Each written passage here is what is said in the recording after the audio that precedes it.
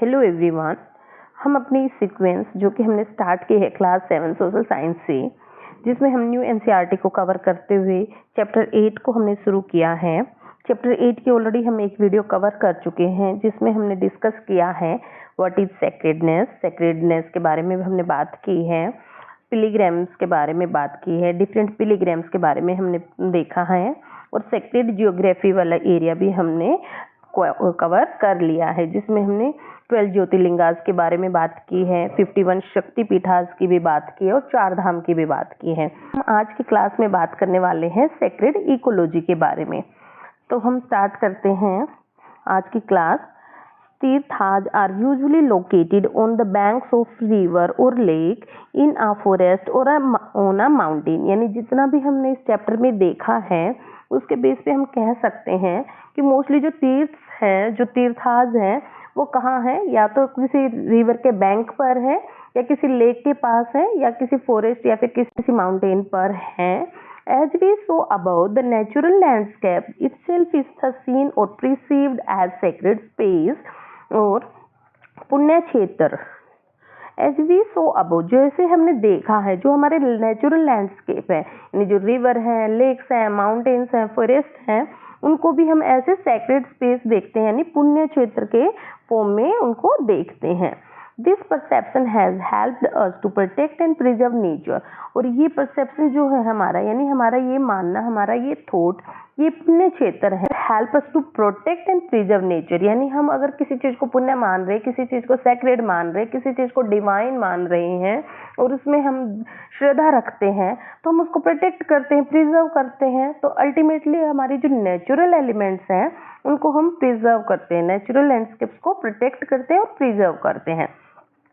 Since we are not distinct from her, so geography, culture and spirituality fuse together in these kshetras. तो अब हम बात करने वाले हैं रिवर्स एंड संगम्स के बारे में।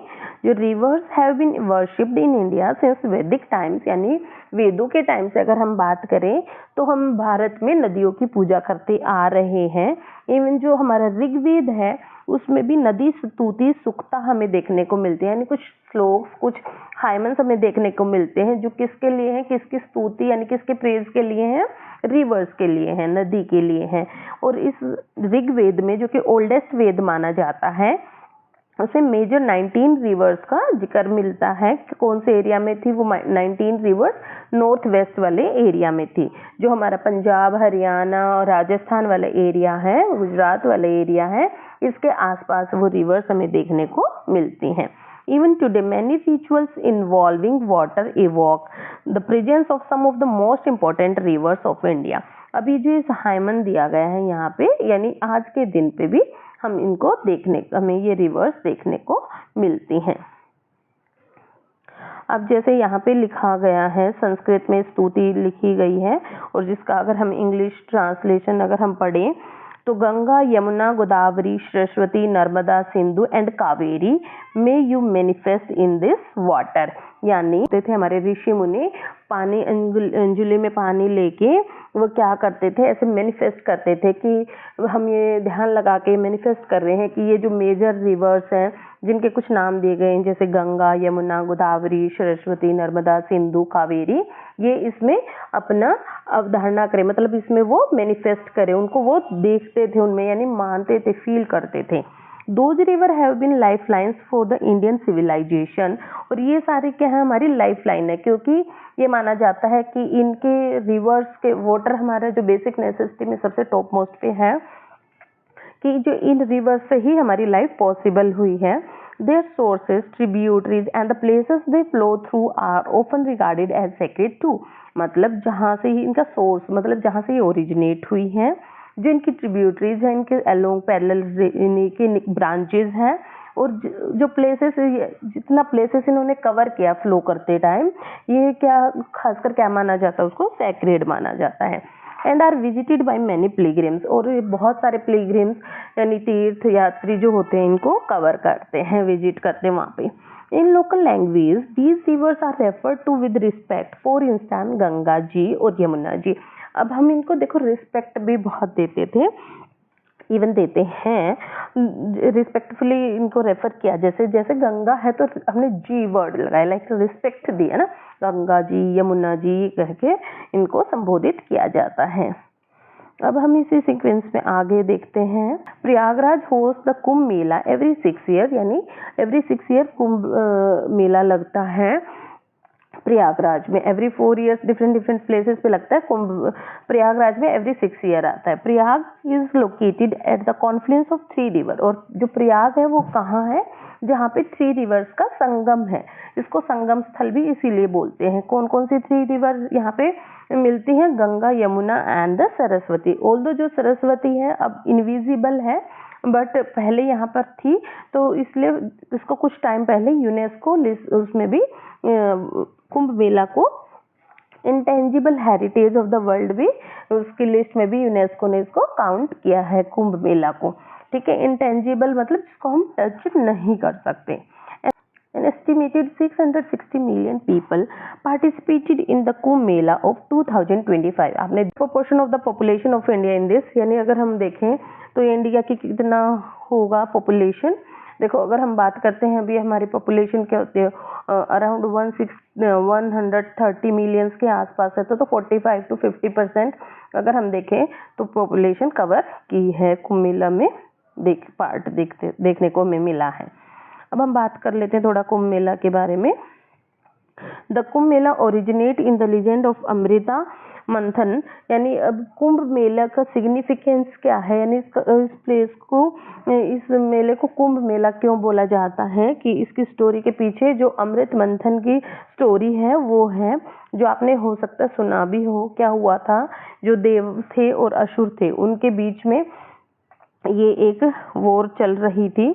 मोर और लेस गॉड्स एंड डेमन्स, अगर हम उनको देवास मतलब गॉड्स एंड असुर बोले तो डेमन्स, ट्रेडिशनली एनिमीज। ये बहुत पुराने टाइम से अगर हम स्टोरी देखते हैं अपनी फोक टेल्स में भी हम देखते हैं, तो ये क्या मानते थे, दोनों को एनिमीज मानते थे। For once joint force in churning the cosmic oceans to extract amrita, मतलब ऐसे समुद्र का मंथन होना था, ठीक है, कॉस्मिक ओशन की चर्निंग थी, तो उसके बीच में उसके अंदर से क्या निकला था, अमृत निकलना था। The divine nectar that would give them immorality, मतलब उनको आजीवन करने वाला, कभी ना मरने वाला, अमर कर देने वाला एक डिवाइन नेक्टर जूस मतलब रस निकलना था।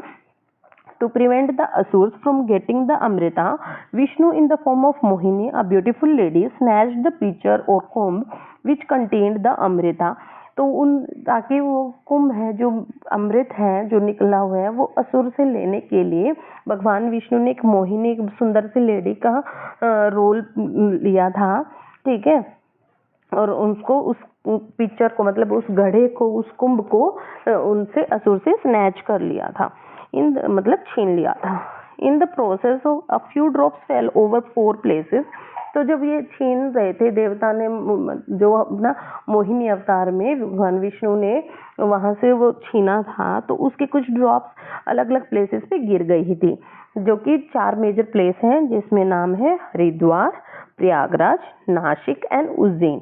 These are the places where the Kumbh Mela has been held, और इन्हीं चारों प्लेसेस पे every 4 year कुंभ मेला लगता है। And a dip in the rivers there during a prescribed period is considered most auspicious, और इसमें उस टाइम उस रिवर में डिप करना मतलब स्नान लेना, डुबकी लगाना सबसे ज्यादा ऑस्पिशियस माना जाता है। ये कुंभ मेला की एक पिक्चर दिखाई गई है, काफी क्राउड रहा है। Do you think these sacred places are connected with the people's economic lives and activity? क्या आपको कैसे लगता है कि ये वहाँ के इंसानों की इकोनॉमिक लाइव्स और एक्टिविटी से कनेक्ट हैं? यस, श्योरली कनेक्ट है।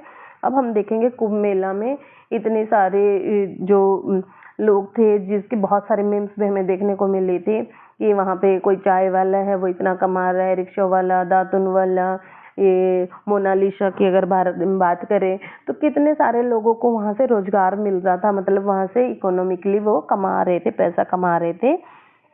तो बहुत सारे जैसे यहाँ पे जो ये हैं बोट वाले हैं, ये अपना इनकम कर रहे हैं, और जो छोटी छोटी चीज़ें सेल करके लोगों को इकोनॉमिकली और एक्टिविटीज़ के थ्रू वो अपने आप को स्ट्रॉन्ग कर रहे, इकोनॉमिकली स्ट्रॉन्ग कर रहे थे, लाइक यहाँ से अर्निंग कर रहे थे। अब हम बात करते हैं माउंटेन्स एंड फॉरेस्ट के बारे में। All over the world mountains are often associated with the legends, deities and और हीरोज। यानी अगर हम पूरे वर्ल्ड में बात करते हैं तो पूरे वर्ल्ड में हम माउंटेन्स को किसके साथ एसोसिएट करते हैं? लीजेंड्स के साथ, डाइटीज और हीरोज। यानी अगर हम हर जगह के ट्रेडिशन में देखें तो कोई ना कोई डाइटीज या हीरोज या फिर कोई लेजेंडरी पर्सन इनसे एसोसिएट किया जाता है। ऑल्दो जो माउंटेन है वो खुद ही एक स्ट्रेंथ और स्टेमिना को रिप्रेजेंट करते हैं।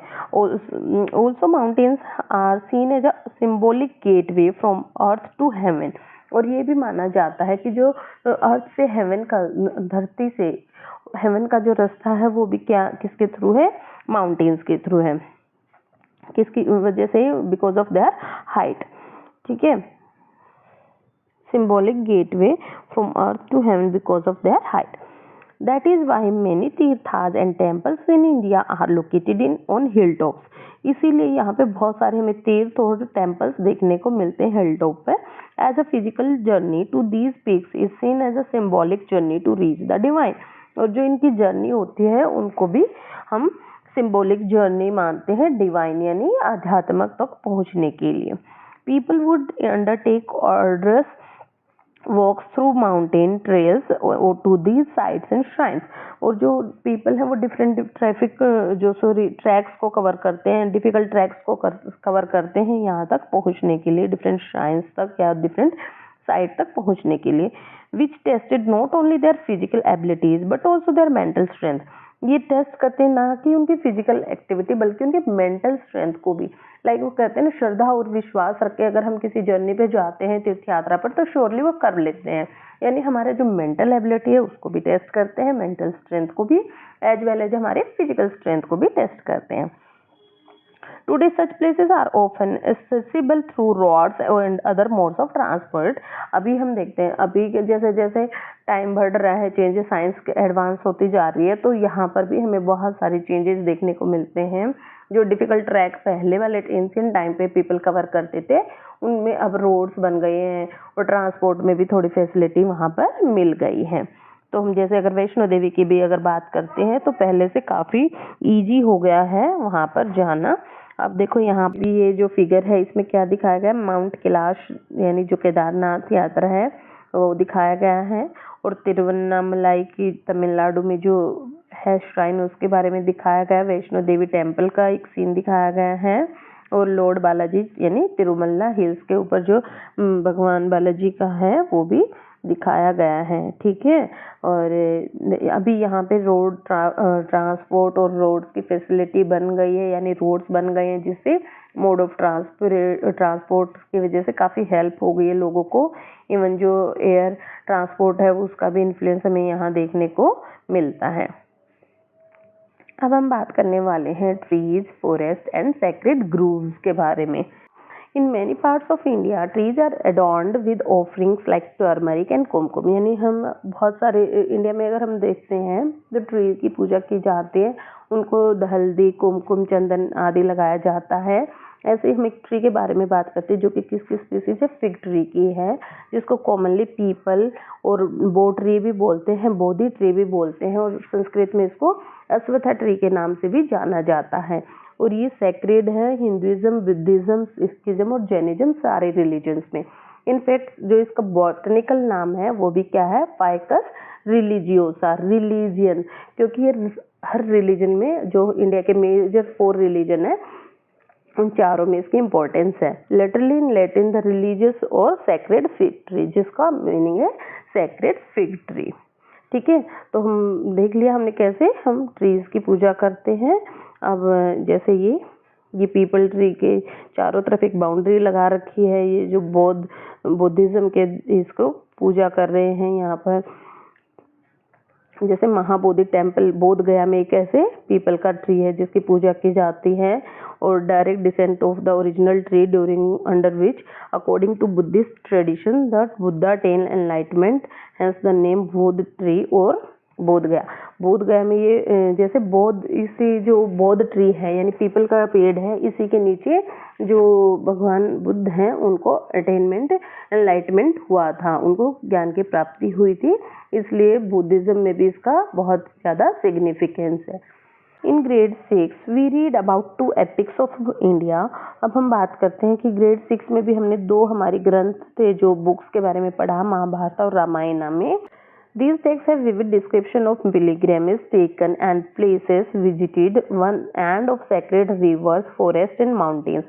यानी जो इन दोनों ही एपिक्स के जो रोल मॉडल रहे हैं, यानी रामायण में जो भगवान श्री राम जी रहे हैं और महाभारत में जो पांडव रहे हैं, ये दोनों ही क्या था, डिफरेंट फॉरेस्ट में इन्होंने वो किया था, वनवास मिला था इनको, तो इन्होंने बहुत सारे माउंटेन्स पे विजिट किया था, बहुत सारे सेक्रेड रिवर, फॉरेस्ट और माउंटेन को विजिट किया था। In almost every region of India, numerous rural and tribal traditions claim that the heroes of these texts passed through their locality.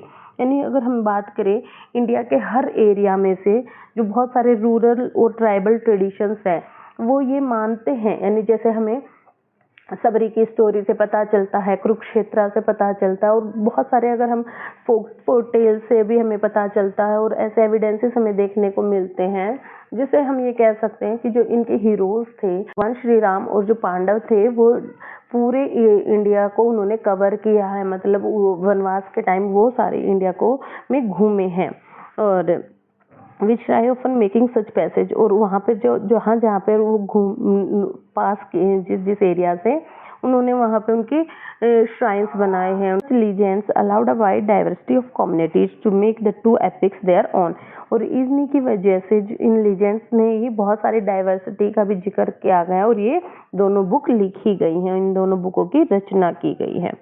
अब जैसे shrine at Bastar Chhattisgarh celebrating Rama's passing through the area, यानी ये जो area है ये दिखाता है कि यहाँ पे श्री भगवान श्री राम के चरण कमल है, मतलब भगवान श्री राम इस एरिया से, छत्तीसगढ़ के एरिया से पास किए थे जब वो वनवास में थे। अब हम ये मोहनजोदारो के टाइम के सील देखें तो उससे हम कह सकते हैं कि ये जो है पीपल ट्री, ये बहुत ऐसे लाखों करोड़ों साल पहले से ही हमारे लिए काफ़ी इम्पोर्टेंट रहा है, क्योंकि इस सील में भी ऐसे पीपल के ट्री यहाँ पर बनाए गए हैं। अब हम बात करते हैं many parts of the peepal tree have medical uses, यानी इसका मेडिकल यूजेज, मेडिसिनल यूजेज भी है। The leaves are used to treat some skin ailments, मतलब skin disease, while the bark is useful for stomach ailments. Ailment मतलब आप problems, issues, disease ये मान सकते हो।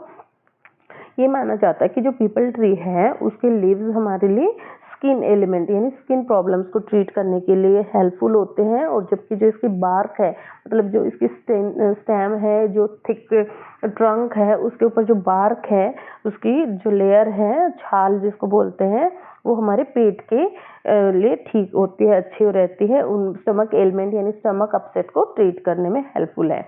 सिंस इट सीज green almost through the year, और ये मोस्टली पूरा थ्रू आउट द ईयर कैसा स्टे करता है, ये ग्रीन स्टे करता है, मतलब हरा भरा पेड़ रहता है पूरा साल। It provide food and shelter to many types of birds and other animals, और बहुत सारे बर्ड्स और एनिमल्स के लिए ये शेल्टर और फूड भी प्रोवाइड करता है। यानी जो अगर हम पीपल का यूज देखें तो सिर्फ हम ये नहीं कह सकते कि अगर ये हमारे वेदों में दिया है कि रिलीजियस इम्पोर्टेंट नहीं है, इवन इसकी साइंटिफिक इम्पोर्टेंस भी हमें देखने को मिलती है, इसका मेडिसिनल यूज भी हमें देखने को मिलता है। बहुत सारे बर्ड्स और एनिमल्स के लिए शेल्टर और फूड भी प्रोवाइड करता है, इसलिए इसकी अपनी अलग इसकी सिग्निफिकेंस में ऐड ऑन करते हैं। Over time, many rural and tribal communities across India decided to protect and preserve some natural forests from harmful activities such as hunting, tree felling और mining। अगर हम बात करें जो बहुत सारे रूरल और ट्राइबल कम्युनिटीज़ हैं, अगर हम बात करें बहुत सारी रूरल और ट्राइबल कम्युनिटीज़ हैं जो क्या करती हैं, ये डिसाइड करते हैं कि उनको क्या करना है, प्रोटेक्ट एंड प्रिजर्व करना है ये नेचुरल फॉरेस्ट को। इससे प्रिजर्व करना है from harmful activity. Harmful activity क्या हो सकती है, जैसे हंटिंग है, ट्री फेलिंग मतलब ट्रीज को काटना, हंटिंग यानी शिकार करना, और माइनिंग करना। देखो माइनिंग से क्या होगा, माइनिंग के लिए भी तो लैंड क्लियर करनी पड़ेगी, और कोई भी फॉरेस्ट होता है तो वहाँ पर जो हमारा वाइल्ड लाइफ है, एनिमल पार्ट है और जो प्लांट लाइफ है, दोनों ही इम्पोर्टेंट होते हैं। तो अगर वो क्या करते हैं, जो ये रूरल और ट्राइबल पीपल है, ये क्या मानते हैं, ये फॉरेस्ट क्या है, अबॉर्ड्स ऑफ डाइटीज, यानी ये देवताओं का घर है। फॉर एग्जाम्पल रिंक्यू और बासा in Meghalaya, such special forest are called sacred groves. हम मेघालय में एक बासा नाम का फॉरेस्ट है जिसको हमने क्या कंसीडर कर रखा है, सेक्रेड ग्रूव्स के नाम से जानते हैं। और इंग्लिश में हम देखते हैं कि एक टेबल दी गई है जिसमें कुछ रीजनल लैंग्वेज के अकॉर्डिंग इनका मीनिंग है sacred groves. And thanks to their sacred status, और उनके सेक्रेड स्टेटस को भी thank you, have come to shelter great biodiversity of flora and fauna.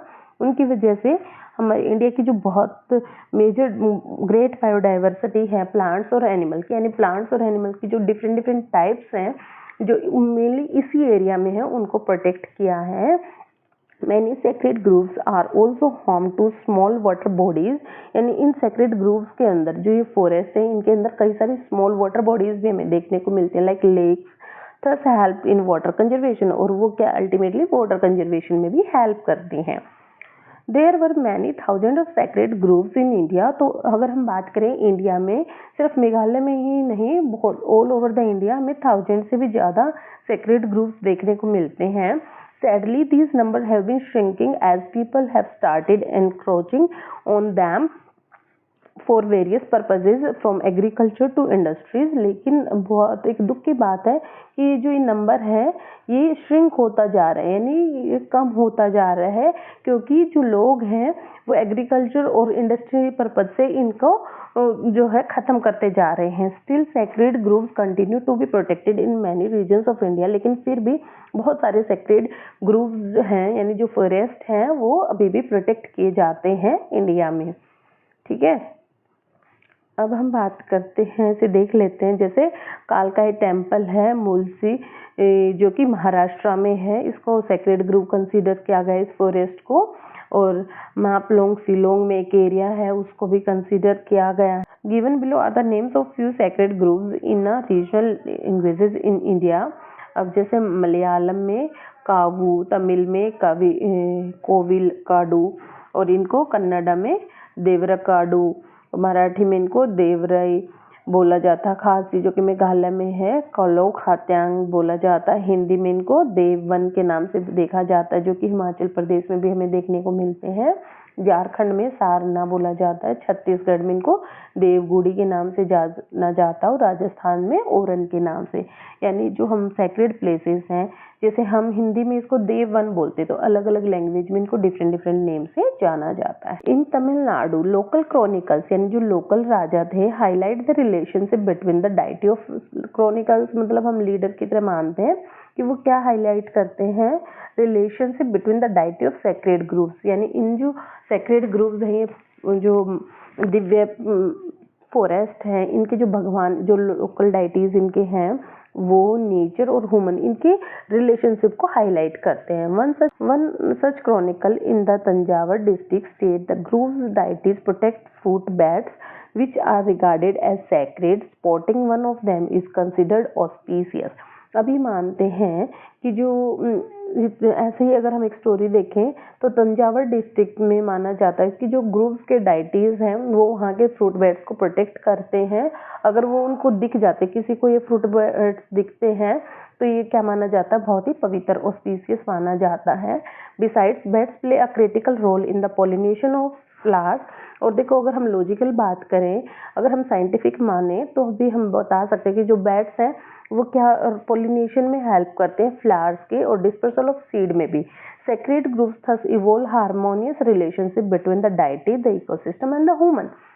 यानी जो ये क्या है, सेक्रेड ग्रूव्स हैं, एक हार्मोनियस रिलेशनशिप है, मतलब एक अच्छा रिलेशनशिप है किसके बीच में, डाइटी यानी जो भगवान है, और इकोसिस्टम जो सारी चीज़ें उनके सराउंडिंग्स, और ह्यूमन बीइंग, तो इन सबके बीच में एक अच्छे रिलेशनशिप को, एक हार्मोनियस रिलेशनशिप भी शो करते हैं। अब हम बात करते हैं, अभी तक जैसे हम सेक्रेड इंपॉर्टेंस दिखा रहे थे, अब हम इनके बात करते हैं ट्रेड के बारे में। फ्रॉम पिलिग्रिमेज टू ट्रेड, यानी ट्रेड में भी क्या हमें कुछ इसका डिफरेंस देखने को मिलता है। Pilgrims encounter traders and merchants along their journey, मतलब जो ये धार्मिक ये तीर्थ यात्री होते थे, इनको रास्ते में कौन मिलता था, मर्चेंट्स और ट्रेडर्स भी मिलते थे। This interaction benefit both group, और इनका जो मिलना होता था इससे दोनों ही ग्रुप को बेनिफिट होता था। Pilgrims need various items which traders can provide, जो ये तीर्थ यात्री होते थे इनको अलग अलग चीज़ें चाहिए थी। देखो बहुत सारी चीज़ें पॉसिबल नहीं है ना, हर चीज़, पहले तो ट्रांसपोर्ट और इतनी फैसिलिटी भी नहीं थी कि हर चीज़ वो लेके चले, ठीक है मेजरली वो लेके चलते थे, लेकिन फिर भी बहुत सारी ऐसी चीज़ें हो जाती थी जिनको उनको इन बिटवीन वो ज़रूरत होती थी, तो जो ट्रेडर्स होते थे वो उनको वो प्रोवाइड करते थे। और as a result the pilgrimage routes and the trade routes often overlap, और दोनों के बेनिफिट के लिए ही मोस्टली जो है ट्रेड रूट और जो पिलिग्रिम्स रूट्स हैं वो क्या करते थे, ओवरलैप करते थे, मतलब उन्हीं रास्ते से ट्रेडर्स जाते थे और उसी रास्ते से मोस्टली जो पिलिग्रिमेज होते थे, तीर्थयात्री होते थे, वो भी जाते थे। Traders might also double as pilgrims, taking their wares to distant towns and cities while visiting sacred sites and shrines. मतलब कुछ क्या होता था, 2 in 1 भी करते थे।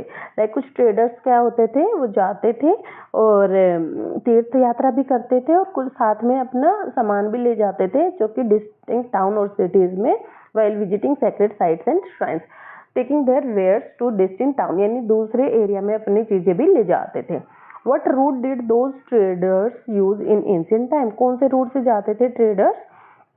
Revisit the map of trade routes in the chapter The Rise of Empires. Uttar Patha was a major trade route connecting the northwest to the east part of the continent. अब ये कहते हैं कि कौन से रूट थे, जो हमने राइज ऑफ एम्पायर्स में पढ़ा था उत्तर पथ के बारे में।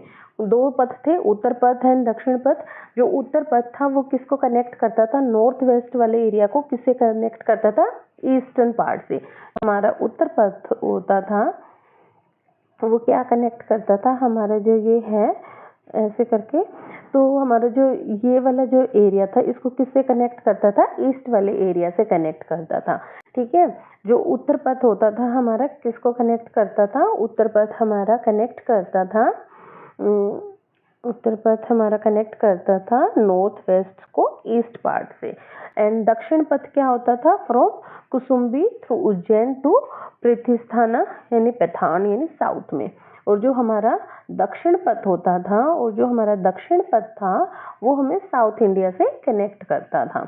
जो हमारा दक्षिण पथ होता था वो यहाँ से स्टार्ट करके हमें साउथ से कनेक्ट करता था, जो उज्जैन यानी मध्य प्रदेश वाले एरिया से स्टार्ट करके कहाँ तक, पठान तक जाता था। As we know some of the goods traded along these routes include precious stones like shells and pearls, coins, gold and diamonds, एलवेजेस, कॉटन, स्पाइसेस एंड सैंडलवुड। देखो ट्रेड में अगर आप देखने को मिलेगा ना, आपको मोस्टली यही चीजें मिलेंगी।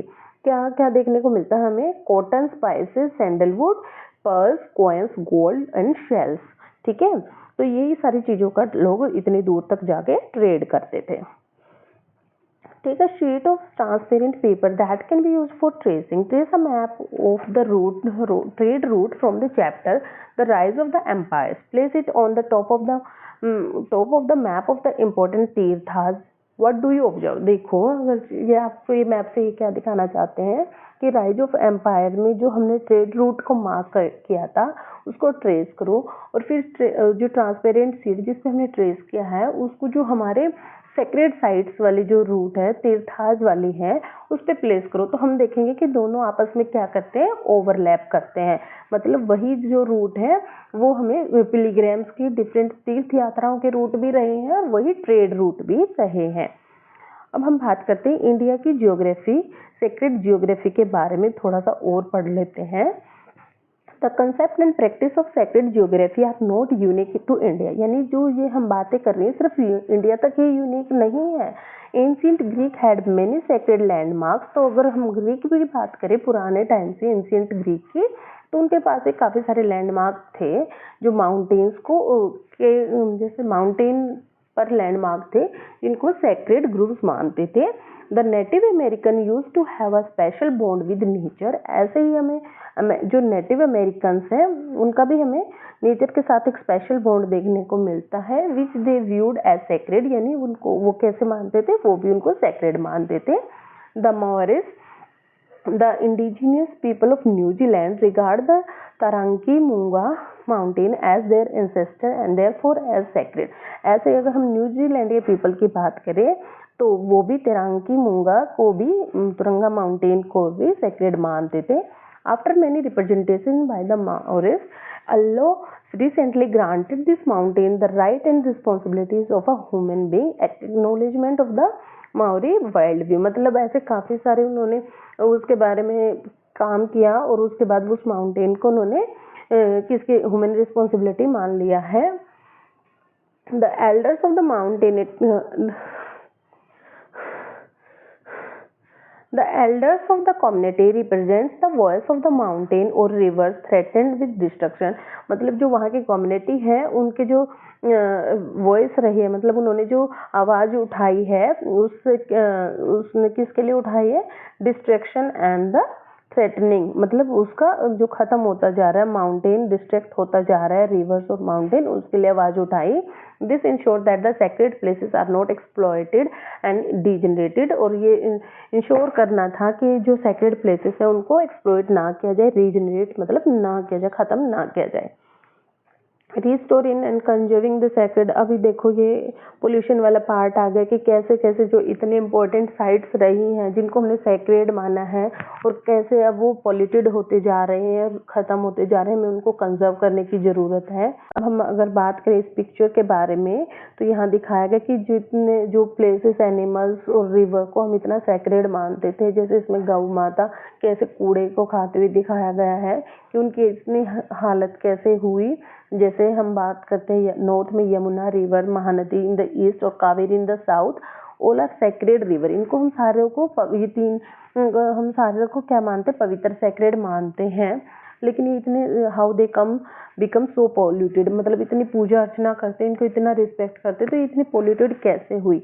Are their sacred places in your locality और region have been similarly polluted, regraded by human activity. क्या आपके एरिया में भी जो सेक्रेड प्लेसेस हैं वो भी ह्यूमन एक्टिविटी से इतना डिग्रेड हो गए हैं, मतलब पॉल्यूटेड हो गए, इनकी इक्वालिटी इतनी डाउन हो गई है। Whose responsibility is to preserve the sensitivity of our sacred places discuss in the, मतलब ये किसकी है, ह्यूमन रिस्पॉन्सिबिलिटी है जो इनको इतना पोल्यूट किया गया और इनको कंजर्व करने का भी जो रिस्पॉन्सिबिलिटी है वो ह्यूमन रिस्पॉन्सिबिलिटी है। A harmonious relationship that once existed between people and the sacred geography sustained Indian civilization over millennia, creating values that were shared all over the subcontinent but today is under great strain। मतलब जो भी हमने देखा कि इतने sacred places हैं और इनके बीच में जो ह्यूमन रिलेशनशिप और जियोग्राफी के बीच में जो रिलेशनशिप है उसकी वजह से हमें इंडियन सिविलाइजेशन बहुत पुराने टाइम से देखने को मिली है, उसने वैल्यू क्रिएट की है पूरे सब कॉन्टिनेंट में। लेकिन आज का टाइम बहुत ख़राब हो गया है, but today it is under great strain. लेकिन अब बहुत ज़्यादा स्ट्रेन देखने को हमें मिलता है कि बहुत ज़्यादा पॉल्यूटेड हो गई हैं चीज़ें। Sacred geography continue to be relevant today, लेकिन ये जो हमारी जियोग्राफी है सेक्रेड, जो माउंटेन्स, जो रिवर्स, जो लेक्स और फॉरेस्ट हमारे लिए अभी भी बहुत ज़्यादा रिलेवेंट है। When there is a conflict in your relationship with nature, when a river is overexploited to the point of disappearance or a sacred mountain is challenged with competing ideas of development, people have spoken up to protect their environment। यानी जब भी हम देखें अगर किसी भी हमारे natural element, natural resource का ओवर एक्सप्लॉइटेशन हो रहा है तो हम पीपल को क्या करना चाहिए, people should spoke up to protect their environment. तो लोगों को अपने इन्वायरमेंट को प्रोटेक्ट करने के लिए बोलना चाहिए। देयर डाइटीज एंड वैल्यूज, यानी ओनली इन्वायरमेंट नहीं, उनकी डाइटीज, उनकी वैल्यूज को प्रोटेक्ट करने के लिए बोलना चाहिए। At a time when sustainability has become a global issue, a worldview that embeds sacred geography has a significant contribution to make। और जब ये पूरी ही यानी ग्लोबल इशू बन गया, सस्टेनेबिलिटी जब ग्लोबल इशू हो गया, तो वर्ल्ड वाइड हमें सेक्रेड जियोग्राफी का सिग्निफिकेंट कंट्रीब्यूशन इसमें देखने को मिला है। लाइक अगर हम अपने एरियाज को, अपने डाइटीज, अपने वैल्यूज के साथ कनेक्ट कर दें, तो जो पीपल रिस्पॉन्सिबिलिटी है उसको हम अवेयर कर सकते हैं, लोगों का अवेयर कर सकते हैं, और इनकी कंडीशन को हम इम्प्रूव कर सकते हैं, अपने नेचर को कंजर्व कर सकते हैं। यहाँ पर हमारे चैप्टर कंप्लीट होता है, और इसी के साथ हम चैप्टर को कंप्लीट करते हुए अपने सीक्वेंस को आगे कंटिन्यू करेंगे, और मिलते हैं नेक्स्ट चैप्टर के साथ।